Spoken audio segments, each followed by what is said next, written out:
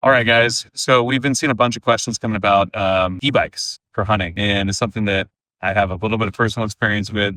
We've been partners with the Quiet Cat guys a few years ago, and I think I've had this bike for 2 or 3 years now. I think 3 seasons. So this is their Apex Sport. I think they still make this one. I'm not sure. Is it a luxury? I think, being honest, it is. These things are anywhere from $2,000 to $5,000, so it's not cheap. But there are definitely some pros. So the obvious ones, you're not humping it out there to wherever you're going, whether it's a tree stand or if you're out west, miles and miles out to wherever you want to be hunting. If you are using the throttle on this, so there's a throttle here. I think a lot of them are like that. If you're using the throttle and not pedaling, it has that clicking sound that all gear bikes make. So it's not dead silent. Now, if you are pedaling and it's a power assisted, it actually is pretty darn quiet. You do hear a little bit of like electric whine. So they're very, very quiet. So that's great. Makes it really easy to get to and from. Even if you're off season, you're putting cams out, just doing stuff on our property that you own or that you lease, etc. They're really nice. This one has one saddlebag. You have multiple saddlebags and accessories. I think you can put like 150 pounds on the back of this thing. You could buy a trailer for these. Again, Quiet Cat's one brand. I think Vacu, Rambo. There's a few kind of hunting specific bike makers out there. So kind of the cons of it, it's a heavy bike. I don't know how much it weighs. It's got to be 70, 80 pounds. I have a little bit bigger truck. I got a 3/4 ton truck, and lifting this thing into the back of it is a pain in the ass, if I'm being honest. I would suggest, if you do get a bike like this and you're going to be taking it around a bunch, I would suggest getting the thing that goes in your hitch, the bike carrier. Makes it a lot easier to kind of get in and out of your truck. So, it's heavy.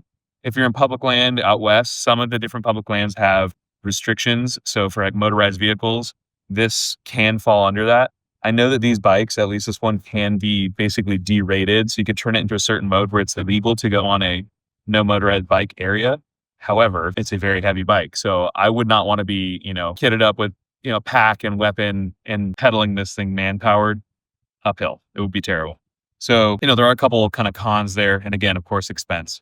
Now, this thing mainly gets used. I don't get to go hunting tens of days a year. I use it around the house a lot and around town. I have my kids love it. So I think you can sell it to the wife that it is something you use in your day-to-day life. So it gets used a lot. It gets used hunting sometimes because it's just how my life works out. And it is really fun from that perspective. So the kids will hop on and, ride on my back, and we can ride around the neighborhoods and all that stuff. So it does get used a ton in my household, and it has really, really nice things when you're out there hunting. So overall, again, is it a luxury item? Sure it is. But I think you can get a lot of use out of them. They're very heavily built. These tires, I've been in kind of sand, kind of like sandy river bottoms or mud, gravel trails. Very, very stable. These are big, kind of heavy duty tires, and they're really wide. So from that perspective, they're nice. And I've taken them 3 to 4 miles one way up like logging trails, and it's done really well. So battery life is good. You can get solar chargers for them too. So you can lay out panels. If you get out to where you're going, you can lay panels out, charge the battery while you're out in the field, which is like kind of a nice peace of mind. Overall, if you've ever kind of taken these out in the field, you kind of want them all the time. It is very, very convenient. And like I said, as opposed to driving your truck in somewhere or an ATV or side by side, these things just get places that those won't go, and more quietly, kind of lower footprint. Even if it's wet outside, if a 2-track gets kind of muddy, especially if you're on private land, we're a private lands company at LandTrust. You don't really want to be taking, those landowners don't want you taking your rig out there because you're going to rut roads. So something like this will allow you to get out even after it's rained or it's kind of, muddy, slushy, etc. You can take these out there and not kind of make impact on the land as well. So overall, highly recommend. If it's something that's within your budget and you can make it stretch, I would do it.